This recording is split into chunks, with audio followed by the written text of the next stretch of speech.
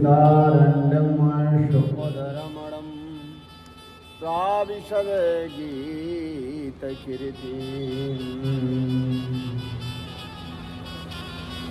अभवतीयां स्तनकालकूटं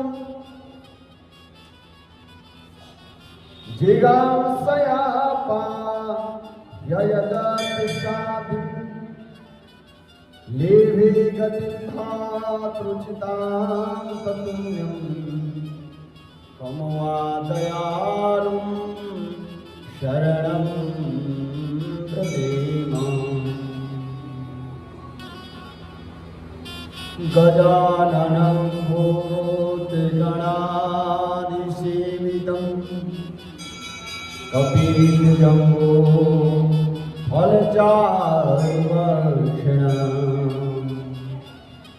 उमासुतां शोकविनाशकारकं नमामि निगरे सुरपादपङ्कजम् राधा राधा रटतहि मिट जाए सब व्याधा कोटि जन्म किया पदा नाम लेते डर जाए बोले श्री वृंदावन बिहारी लाल की जय बोलिए भक्त वत्सल भगवान की जय बोलिए वैशाख महात्म्य की जय जय जय श्री राधे जय जय श्री राधे जय जय श्री राधे श्याम। हम लोग श्रवण कर रहे हैं वैशाख महीने का पावन महात्म्य। मैथिल राजा बोले, हे ब्राह्मण, आपने कामदेव की स्त्री रति का पावन चरित्र सुनाया। अब कृपया अशून्य शयन व्रत धारण करने की विधि बताइए। इसमें क्या दान होता है? जो पार्वती जी ने एक पूजन किया था, एक व्रत किया था अशून्य शयन, इसमें क्या दान होता है, कैसे पूजन किया जाता है तथा उसका फल क्या होता है? यह सुनकर सुतदेव राजन कहने लगे, राजन, इसका विधान श्री हरि भगवान ने लक्ष्मी जी से कहा था। वह सब मैं तुम्हें सुनाता हूँ, जिससे श्याम वर्ण लक्ष्मीपति भगवान नारायण जी जगन्नाथ संपूर्ण पापों को नाश करके प्रसन्न हो जाते हैं। हे महिपते, सोने और चांदी की मनोहर मूर्ति बनवाई और उनमें पीतांबर धारण कराई, सुंदर बनमाला से सजाए, फूल और सुगंधित द्रव्यों से पुरुषोत्तम भगवान का श्रावण शुक्ल द्वितीया से 4 महीने तक प्रतिदिन पूजन करें और ब्राह्मणों को शय्यादान वस्त्र दान करें और ब्राह्मणी सहित भोजन कराएं। फिर मार्गशीर्ष आदि महीनों में पूर्ववत रक्तवर्ण हरि भगवान का रुक्मिणी सहित ध्यान करके पूजन करें। बोले, ऐसे ही चैत्र महीने से 4 महीने तक भूमि पर आसन बिछाकर भक्ति से हरि भगवान का पूजन करें और आषाढ़ की द्वितीया के दिन समाप्त करें। बोले, उस दिन अष्टाक्षर ओम नमो नारायणाय, ये अष्टाक्षर मंत्र है, इस मंत्र से हवन करें। मार्गशीर्ष आदि महीनों में पारायण के दिन श्री विष्णु गायत्री, श्री नारायणाय विद्महे वासुदेवाय धीमहि तन्नो विष्णु प्रचोदयात्, ये मंत्र है। और इस नारायण गायत्री मंत्र से हवन करें। मार्गशीर्ष आदि महीनों में पारायण के दिन विष्णु गायत्री मंत्र से हवन करें। भक्ष भोज्य आदि चारों प्रकार के भोजन करें। चैत्र आदि महीनों में सहस्रशी रेखा पूर्व सहस्राक्ष सहस्रपात। इस पुरुष सूक्त मंत्र से हवन करके पंचामृत खीर घी पक्का मालपुआ भोग के लिए कराएं और लक्ष्मी नारायण जी को स्नान करा के बीच में श्री कृष्ण भगवान जी की सोने और चांदी की मनोहर मूर्ति रखकर भोग लगाएं। फिर केशव आदि नाम से ब्राह्मणों को भोजन कराकर श्रद्धा अनुसार 2 वस्त्र और अलंकारों से पूजन करके मालपुआ ब्राह्मण के निमित्त 12वें दिन दे। फिर पूर्व कल्पित प्रतिमाओं को संपूर्ण अलंकारों से आभूषित करके आचार्य को दें और शैया का संकल्प करें। ऊपर लक्ष्मी नारायण जी का विधिवत भाव से पूजन करें। कांसे पात्र का दान करें, ब्राह्मणों को भोजन कराएं, मंत्र भी कुछ बोले, प्रार्थना करें, हे जनार्दन जैसे आपकी शैया लक्ष्मी से अशून्य है वैसे ही हे केशव इस शैया दान से मेरी शैया अशून्य हो। इस प्रकार भगवान की पूजा करके और खुद भोजन करें। इस व्रत को पुरुष, सौभाग्यवती स्त्री अथवा विधवा अशून्य सैन्य निमित्त धारण कर सकती है। कौन पूजन कर सकते हैं? इसमें हर कोई पूजन कर सकते हैं। हाँ, सौभाग्यवती स्त्री हो या विधवा हो और वह यह अशून्य सैन्य व्रत कर सकते हैं। जो मनुष्य विष्णु धाम जाने की इच्छा करता है उसको यह व्रत अवश्य करना चाहिए। इसके करने से जगन्नाथ भगवान प्रसन्न हो जाते हैं। देव दुर्लभ कार्यों की सिद्धि होती है और अनेक प्रजाओं की वृद्धि होती है। इसलिए जैसे भी बने यह व्रत एक बार अवश्य जीवन में करना चाहिए। यह वर्णन हो गया। अब मैं तुम्हें और क्या सुनाऊं? क्या सुनने की इच्छा करते हो?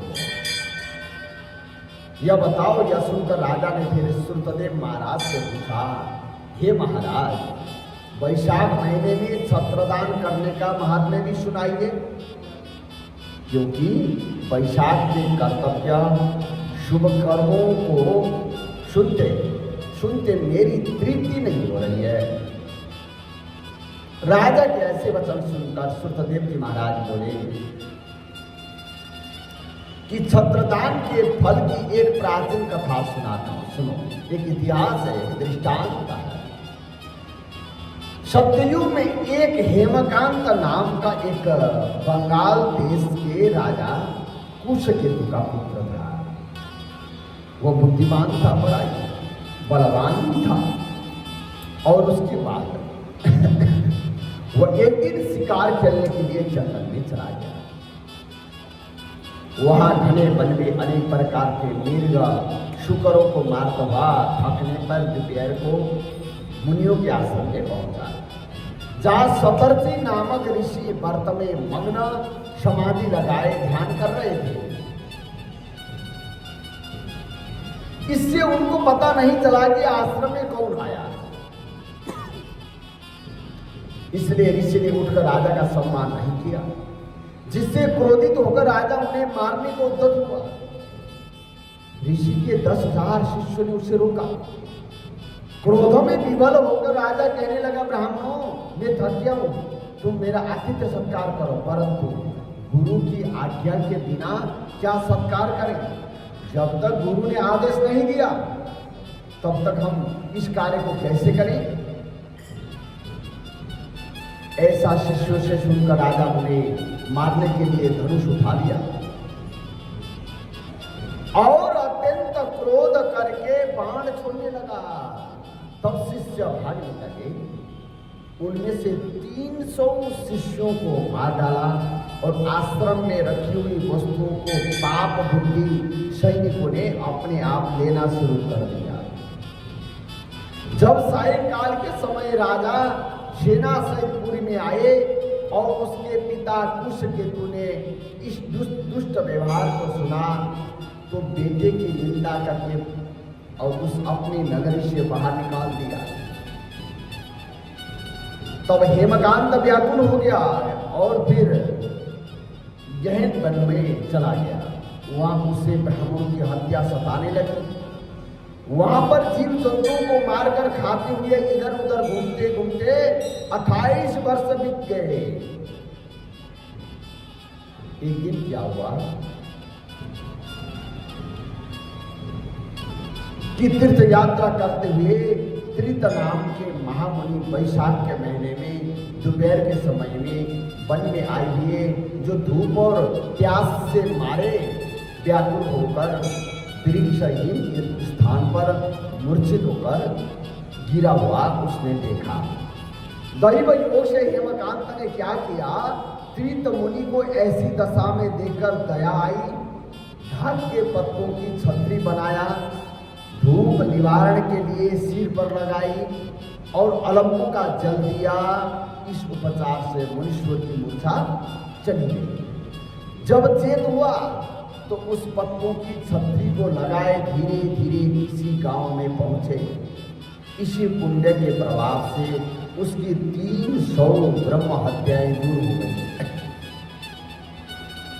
जिससे हेमकांत को बड़ा विस्मय हुआ कि मेरी ब्रह्म हत्या कैसे दूर हो गई। इसी विचार में पड़ा था कि हेमकांत को संग्रहणी रोग उत्पन्न हो गया। रोग क्यों आते? क्योंकि पूर्व जन्मों के कर्मों के कारण से इस जन्म में रोगों की उत्पत्ति होती है और उसको रोग उत्पन्न हो गया, जिससे प्रारब्ध संकट जानकर व्याकुल हुआ। तभी उसे 3 पुरुष बड़े भयंकर यम के दूत दिखाई दिए। वो अपने कर्मों को सोचने लगा कि उसे छत्री दान का ध्यान आया। सो ही वह विष्णु भगवान का स्मरण करने लगा। तुरंत विष्णु भगवान ने अपने महामंत्री विश्वक्सेन को आज्ञा दी कि तुम जल्दी जाकर यमदूतों को रोको। क्यों? क्योंकि हेमकांत ने वैशाख के महीने में धर्म किए, इसलिए उनसे छुड़ाकर उसके पिता कुशकेतु राजा के पास ले जाकर कहो कि विष्णु भगवान की आज्ञा अनुसार तुम हेमकांत को राज्य का भार सौंपो। विष्णु भगवान की आज्ञा पाकर विश्वक्सेन हेमकांत को साथ लेकर और कुशकेतु के पास चले गए और जो जो बात विष्णु भगवान जी ने कही थी वह सभी उसको बता दी, जिनको सुनकर कुशकेतु ने पुत्र को सिंहासन पर बिठाया और स्वयं अपनी स्त्री से बनने तपस्या करने चला गया।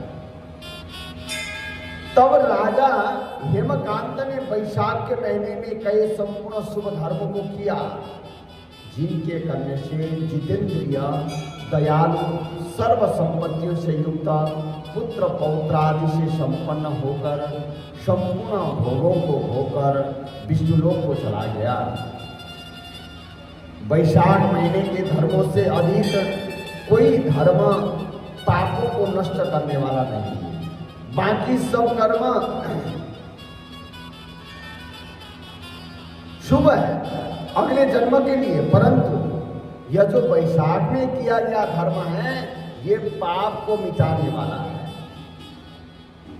और यह सुलभ तथा धर्म अर्थ काम मोक्ष रूप पुरुषार्थ और चतुष्टय का दाता है। चारों पुरुषार्थ को देने वाला है। जो वैशाख महीने में जो भी धर्म कर्म करते हैं, इस प्रकार से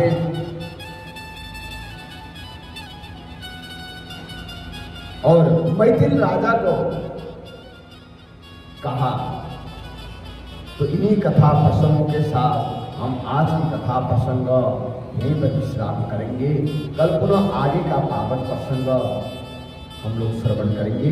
बोले नारायण भगवान की जय, बोले वैशाख महात्म्य की जय। जय जय श्री राम, जय जय श्री राम।